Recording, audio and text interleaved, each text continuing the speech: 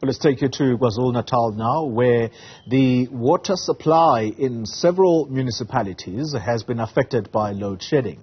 Umgeni Water says they are unable to provide drinking water during load shedding. Once power supply is restored, it takes at least an hour for the supply mechanisms to return to full functionality, while the areas worst affected use a pumping system. Nobuhle Modise is tracking this story for us, and she joins us live now. Nobuhle, good morning to you. So in Gauteng, we are dealing with lots and lots of rain. In KwaZulu-Natal, load shedding is affecting people getting water, safe drinking water, into their homes. What is the explanation here? Umgeni Water, good morning, Oli. Umgeni Water yesterday sent out a statement where they were saying that load shedding is unfortunately affecting water supply throughout the province. They said that in the statement that whatever little storage remains in reservoirs begins emptying out, and then there's no accompanying replenishment, which then causes a supply shortage for areas in and around the province.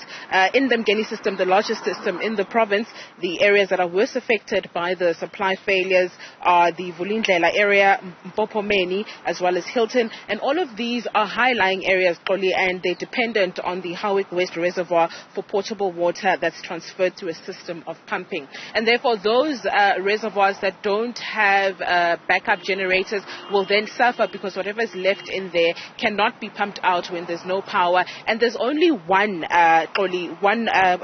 water treatment plant that has diesel-powered generator, and that's the only one that works in the province. So there is a shortage, and Umgeni Water is saying this is going to be a problem, as now we see that load shedding has been upgraded to stage 5. It sometimes goes to stage 6, and they say that this will impact the entire province if this continues.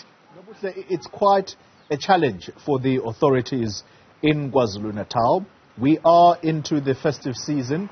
KwaZulu-Natal, in particular, the city of eThekwini, is known as Africa's playground. Just weeks ago, the authorities there were trying to reassure visitors that the beaches are safe. Now it's the water situation. Are they still inviting visitors to the province?